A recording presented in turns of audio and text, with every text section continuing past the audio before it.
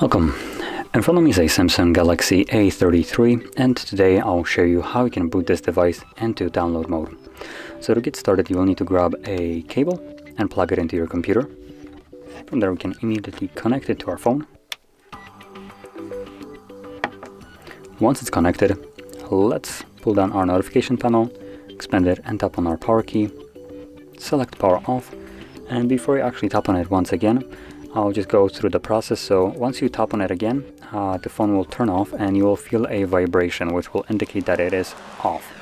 At that point, once you feel that vibration, you want to start holding power key and volume down at the same time. So let's do that right now.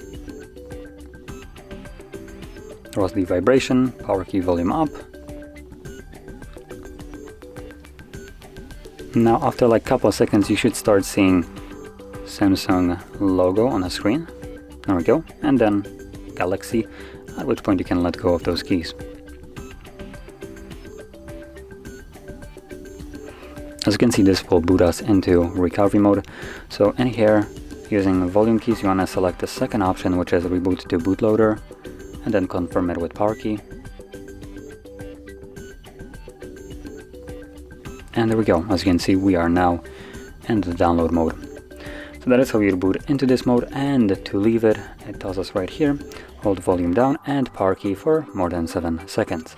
So let's do that right now, just to leave this mode. Now before I actually do so, I'm gonna unplug the cable, just because it's not needed anymore.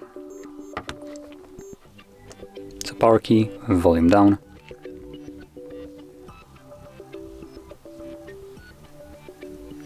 Screen turns off. You can let go of the power key and volume down, and the device will boot back up automatically.